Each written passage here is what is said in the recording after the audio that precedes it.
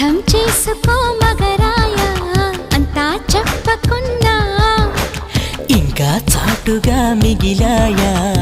కనులు చెదిరే కాంచన వివరించే వీలు ఉందా వేధించే వయసు యాతన కలహించే వీలు కోరిందా కసిరే కైపు కామనా నొప్పంటూ భయపడతానా తీపి గాయాలు చేస్తున్నా నిప్పంటిన సరసన ఆపసోపాల తాపాలు చల్లార్చనా ఎలుకో నాయక